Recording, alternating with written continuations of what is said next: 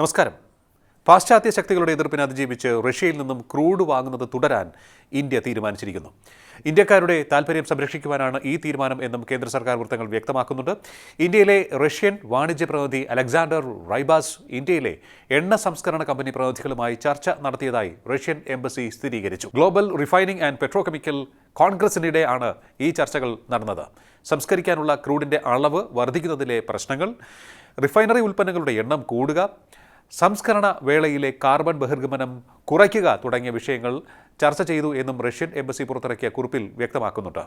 Gas authority of India limited, Indian oil corporation, Hindustan petroleum, Bharat petroleum തുടങ്ങിയ പൊതുമേഖലാ സ്ഥാപനങ്ങളുടെയും Niagara എനർജിയുടെയും പ്രതിനിധികൾ ചർച്ചയിൽ പങ്കെടുത്തു. ഇന്ത്യയിലെ ഏറ്റവും വലിയ എണ്ണ സംസ്കരണ കമ്പനിയായ റിലയൻസ് ഇൻഡസ്ട്രീസ് ലിമിറ്റഡിൻ്റെയും റോസ്നെഫ്റ്റിൻ്റെയും സംയുക്ത സംരംഭമാണ് Niagara energy. On the spot purchase ആയാണ് ഇന്ത്യയിലെ പൊതുമേഖലാ സ്ഥാപനങ്ങൾ റഷ്യയിൽ നിന്നും ക്രൂഡ് വാങ്ങുന്നത്.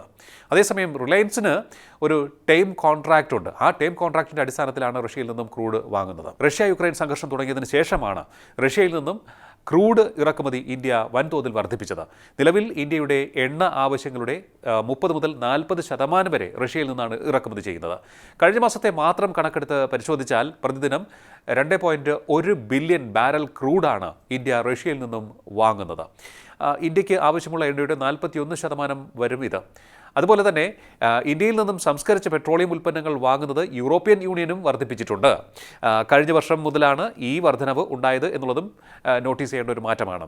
ഇന്ത്യയിൽ നിന്നും യൂറോപ്യൻ യൂണിയൻ വാങ്ങുന്ന സംസ്കരിച്ച പെട്രോളിയം ഉൽപ്പന്നങ്ങളുടെ തോത് 2023-ൽ 115% വർദ്ധിച്ചത്. ഇത് വ്യക്തമായ കണക്കുകളുടെ അടിസ്ഥാനത്തിലാണ് പറയുന്നത്. റഷ്യയിൽ നിന്നും ക്രൂഡിൻ്റെയും പെട്രോളിയം ഉൽപ്പന്നങ്ങളുടെയും ഇറക്കുമതി യൂറോപ്യൻ യൂണിയൻ 2023 ഫെബ്രുവരി മുതൽ നിരോധിച്ച സാഹചര്യത്തിലാണ് ഇന്ത്യയിൽ നിന്നും വാങ്ങുന്ന അളവ് വലിയ തോതിൽ വർദ്ധിച്ചത്.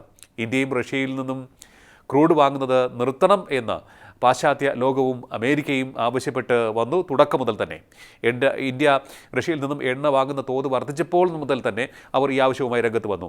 ഇന്ത്യ ചെയ്യുന്നത് ചതിയാണ്, ലോകസമാധാനത്തിന് തുരങ്കം വയ്ക്കുകയാണ് എന്നൊക്കെയുള്ള സമ്മർദ്ദം അവർ ഇന്ത്യക്ക് മേൽ ചുമർത്തി. പക്ഷേ ഈ സമ്മർദ്ദത്തെയൊക്കെ അതിജീവിച്ച് ഇന്ത്യ മുന്നോട്ട് പോവുകയായിരുന്നു. ഈ സമ്മർദ്ദത്തിനൊന്നും തന്നെ ഇന്ത്യൻ അധികാരികൾ വഴങ്ങിയില്ല. വിമർശനങ്ങൾക്കും സമ്മർദ്ദങ്ങൾക്കും ഇന്ത്യ ചുട്ട മറുപടിയും കൊടുത്തു. നരേന്ദ്രമോദിയും വ്ളാദിമിർ പുടിനും തമ്മിൽ അടുത്തിടെ ഇനി ഉടൻ തന്നെ നടക്കാനിരിക്കുന്ന കൂടിക്കാഴ്ചയിലും ഈ വിഷയം തന്നെ, എണ്ണ വിഷയം ചർച്ചയാകുമെന്നുള്ള കാര്യത്തിൽ യാതൊരു സംശയവുമില്ല. പ്രതിരോധവും അവിടെ ചർച്ചയ്ക്ക് വരും. ആയുധ ഇറക്കുമതി കയറ്റുമതിയും ഒക്കെ തന്നെ ഇക്കാര്യത്തിൽ ചർച്ചയാകുമെന്നുള്ള കാര്യത്തിൽ യാതൊരു സംശയവുമില്ല. അതിനൊപ്പം തന്നെ എണ്ണയ്ക്കും വലിയ പ്രാധാന്യമായിരിക്കും ലഭിക്കുക. ആപത്തിൽ കൈവിടാത്ത ഇന്ത്യ യഥാർത്ഥ സുഹൃത്താണ് എന്ന് റഷ്യ പലകുറി ആവർത്തിക്കുകയും ചെയ്തിട്ടുണ്ട്. ബാഹ്യ സമ്മർദ്ദത്തിന് വഴങ്ങുന്ന ഇന്ത്യയെ അല്ല ലോകത്തിന് ഇപ്പോൾ കാണാൻ കഴിയുന്നത്.